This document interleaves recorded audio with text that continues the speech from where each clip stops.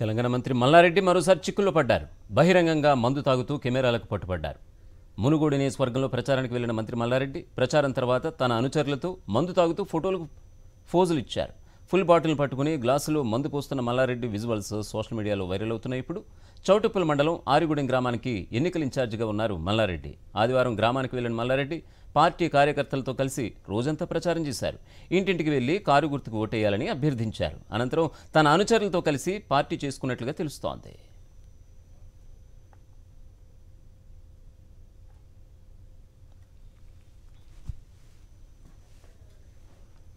ఇదిలా ఉంటే చేతిలో మందు బాటిల్ వైరల్ అవుతున్న ఘటనపై మంత్రి మల్లారెడ్డి నేరుగా స్పందించారు. బీజేపీ కాంగ్రెస్లు కావాలని మందు బాటిల్ చేతిలో ఉన్న ఫోటోను వైరల్ చేస్తూ దుర్మార్గపు చర్యలకు పాల్పడుతున్నారని అంటున్న మంత్రి మల్లారెడ్డితో మా ప్రతినిధి Kiran Bhupathi face to face. Munugode ఎన్నికల ప్రచారం జోరుగా సాగుతుంది. ఈ నేపథ్యంలో మంత్రి మల్లారెడ్డి చేతిలో మందు బాటిల్ కూడా వైరల్గా మారుతున్నటువంటి నేపథ్యంలో ఈ అంశం మనతో మాట్లాడడానికి మంత్రి మల్లారెడ్డి గారు మనతో పట్టినారు. సార్, మీ చేతిలో మందు బాటిల్ వైరల్గా మారుతుంది అంటే మీరు తాగుతున్నారా లేక బయట వాళ్ళకు తాపిస్తున్నారా? చూడు, అది వైరల్గా మారుతుంది వాస్తవమే. అదంతా ఒక కోవిడ్ తోటి మన కాంగ్రెస్ కానీ బీజేపీ కానీ చేస్తున్న దుర్మార్గ ప్రచారం. అది నేను ప్రచారంకి అక్కడ పోయినా, ఆరేగూడెం కానీ రెడ్డిబావి కానీ గుండ్లబావి కానీ ఆ మూడు నాకు ఊర్లు వచ్చినాయి. నేను అక్కడ ప్రచారానికి పోతే అక్కడ మాకు పాత చుట్టాలు ఉన్నారు, మా అక్కలు కానీ మా కజన్స్ మా అన్నలు ఉన్నారు. ఆ రెడ్డిబావిలో ఉంటే వాళ్ళు శుక్రవారానికి ప్రచారానికి పోతే మా ఇంటికి భోజనానికి నేను ఇప్పటిసారి మంత్రి అయిన దాకా కూడా వాళ్ళ ఇంటికి నేను పోలే అటు సైడ్ పోతే చాలా ప్రచారానికి పోతే వాళ్ళు కూడా మేము ఇక్కడనే ఉంటాం, ఇదే ఊర్లో ఉంటామంటే కలిసినాం, చేసినాం, ఆప్యాయంగా మాట్లాడుకున్నాం. అయితే ఎల్లుండి సండే నాడు భోజనానికి వస్తా అని చెప్పిన.